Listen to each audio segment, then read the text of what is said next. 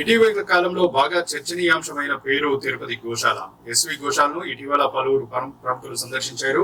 గోశాల వివాదం నేపథ్యంలో అక్కడి ఆవులను పరిశీలించారు. ఈ క్రమంలోనే జనసేన నేత కిరణ్ రాయల్ తిరుపతి గోశాలను సందర్శించారు. గో సంరక్షణశాలలోని గోవులకు 4 కూలర్లను అందించారు. ప్రస్తుతం ఎండాకాల పరిస్థితుల దృష్ట్యా గోవులు చల్లని ప్రాంతంలో ఉండి మరింత పాల దిగుబడిని అందించే విధంగా తన వంతు సహాయం చేసినట్టు కిరణ్ రాయల్ తెలిపారు.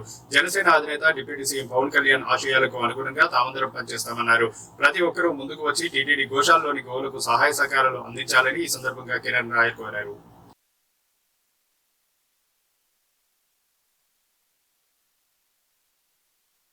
కిరణ్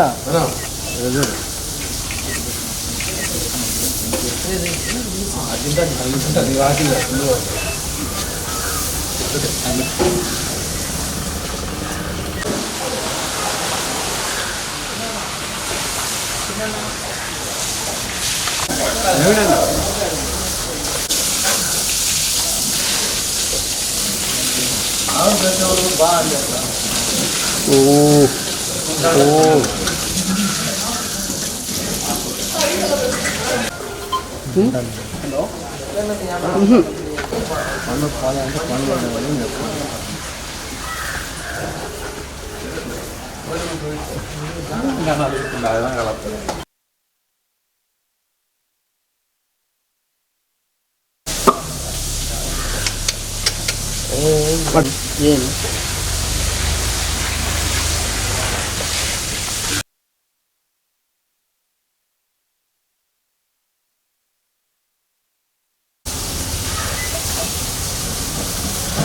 చూడు గురు రా గురు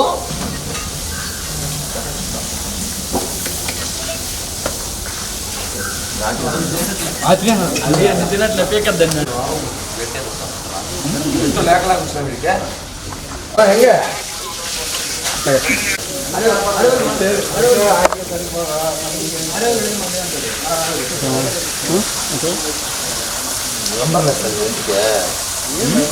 కాదు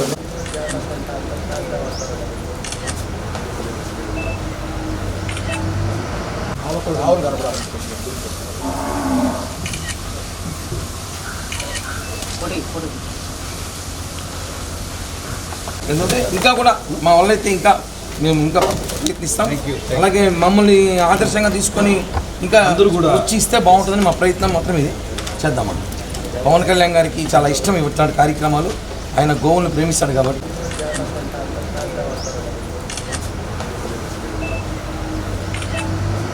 ఆర్డర్ చేయించాలి దొరకదు.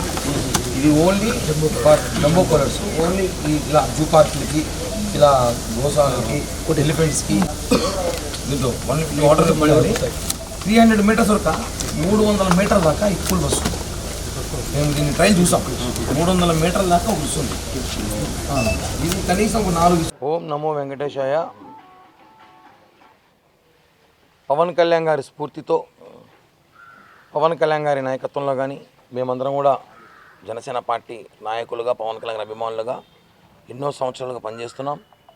మనకు తెలుసు పవన్ కళ్యాణ్ గారికి గోవులు అంటే ఎంత ఇష్టమో. ఆయన ఫామ్ హౌస్లో కూడా వందలాది గోవులైనా ప్రత్యేకంగా బయట నుంచి తెప్పించుకొని దానికి కావాల్సిన భద్రత చూస్తుంటారు.